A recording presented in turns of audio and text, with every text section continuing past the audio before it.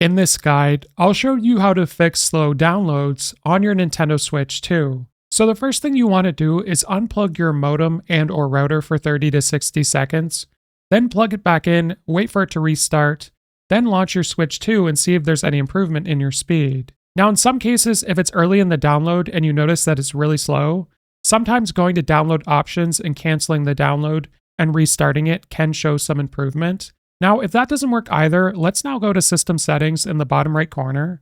Then you want to scroll down to Internet Settings and scroll over, and we're going to select Internet Settings.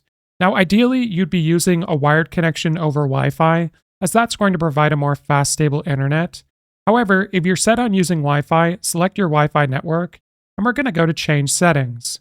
Now from here, if you scroll down in this section, you'll see DNS settings. Now by default, it will be set to automatic, but in some cases, changing it to manual and using a custom DNS can sometimes be beneficial. So what you want to do is erase all these numbers, and we're going to use the Google DNS, which is a fast one.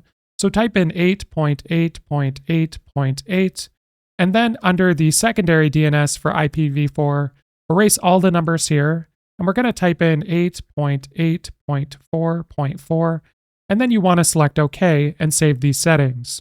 Now, if it doesn't show any improvement, you can always revert it back to automatic, and if you can move your Nintendo Switch 2 as close to your router as possible, this will ensure you're getting the fastest Wi-Fi speed. If this guide was helpful, like and subscribe, and we'll see you in the next one.